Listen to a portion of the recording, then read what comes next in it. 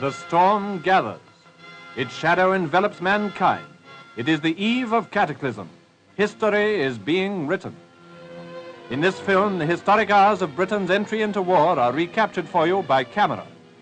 How did the people of England act in their great emergency? Those 2 memorable days carry a momentous story for future generations.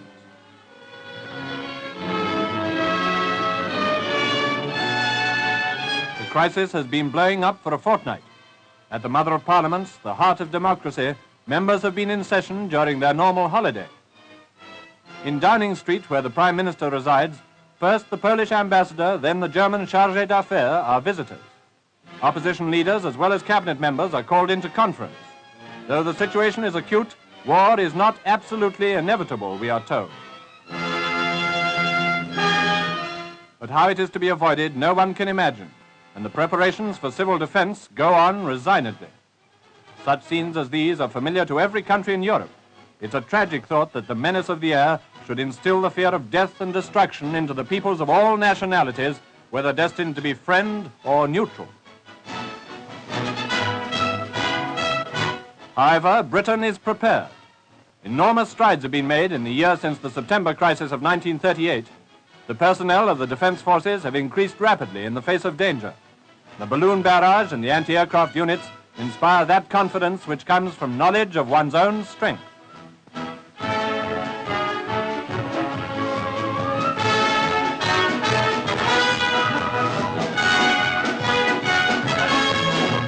Outside Buckingham Palace, the King's sentries pass from peacetime scarlet to service khaki.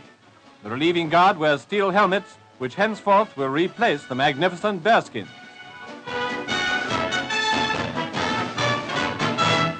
War is not inevitable, but the chances of peace are slender indeed, and the hospitals are evacuated of their patients, young and old, who go to places of greater safety.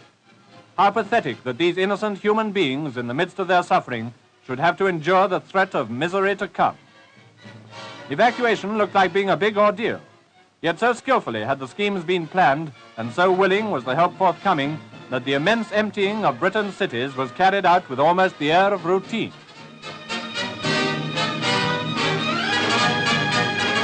The departure of the school children was, in particular, a triumph of orderly precision. From the crowded towns, children in their thousands left homes and parents behind and went away to live in the safety zones under the care of their teachers.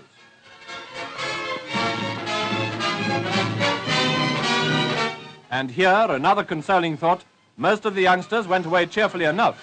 For them, fortunately, the whole procedure seemed to hold no terrors and was even regarded as a holiday. With food and clothing provided by their parents, and each carrying a gas mask, they entrained for their excitingly unknown destinations.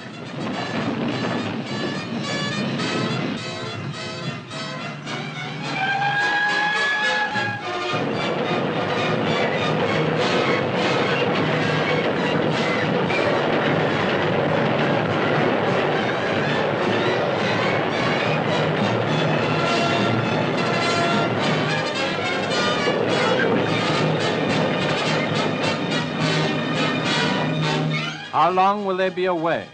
How long before they again return to live under the same roof with their parents? For most of them, it is the beginning of a long period in new surroundings.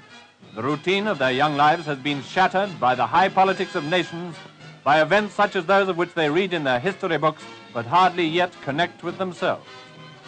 It is indeed a strange experience for these thousands of children, as well as a great responsibility for those who are charged with their care during these heavy days. But the appeal of these homeless youngsters was one which captured the sentiments of the country districts, and the country districts cared for them with motherly solicitude. Parliament meets again as the crisis moves on to its climax. At 6 o'clock on Saturday, Mr. Chamberlain with his wife again leaves for the Houses of Parliament. It is now that Britain gives the final warning through the ambassador in Berlin. If German troops are not withdrawn from Poland, Britain goes to Poland's aid with all the resources at her command. The issue is set forth clearly. Britain will fight in the cause of her ideals.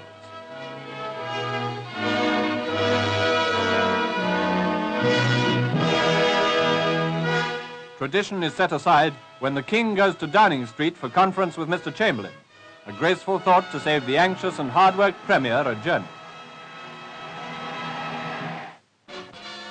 11 o'clock, an hour sacred to Britain for its association with armistice. 11 o'clock on Sunday, September the 3rd. The government's final warning to Hitler has been ignored, and a state of war once more exists between Great Britain and Germany.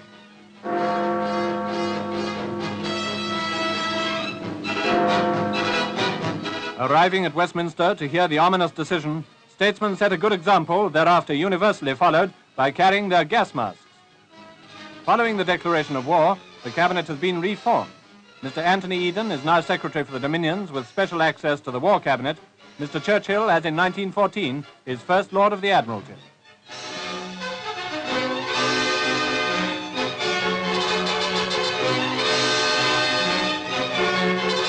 Here are some figures of the previous government: Sir John Anderson, who becomes Home Secretary, and Sir Kingsley Wood, who remains Secretary of State for Air. Sorrowfully from the House comes the Premier, whose efforts for peace, pursued unremittingly, have finally been brought to naught.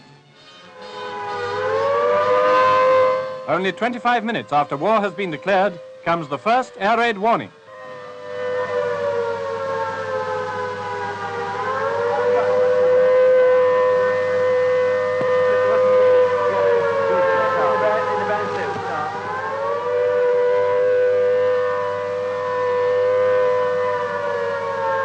This was the opportunity for the people of Britain to demonstrate their traditional calm in the face of danger. There was no sign of panic. Men and women in the streets made their way quickly to the nearest shelter and queued up in orderly processions at the entrance.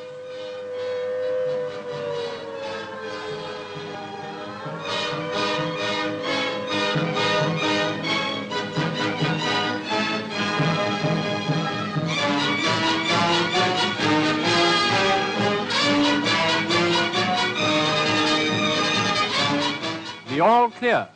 Although the alarm proved to be a false one, it was a swift reminder of what war now means to the civilian and a dramatic introduction to the new order of things. Evidence that the nation is in earnest can be seen in every street of London. Notices calling out the Territorial Army appear on walls and hoardings. Recruiting depots open for the thousands of men anxious to join the colours.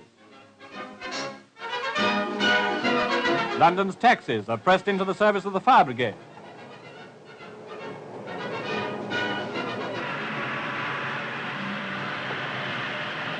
There are fewer wayfarers, and they all carry gas masks.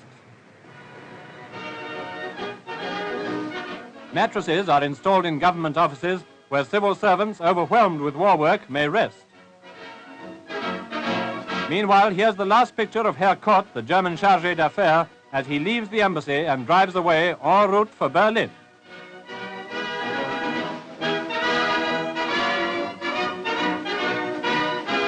As for other foreigners in Britain, they have to report, of course, and satisfy the authorities of their good faith.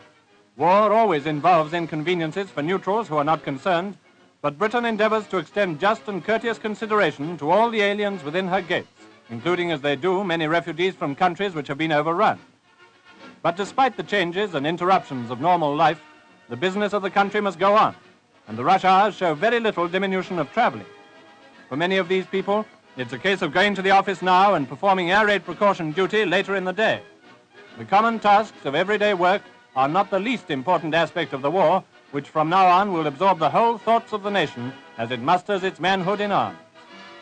So within a few days, the people of Britain adapted themselves to the new conditions and set about winning the war with that cheerfulness which never fails them in emergency. The scene of events shifts from London to the countryside, where Tommy Atkins is on the march.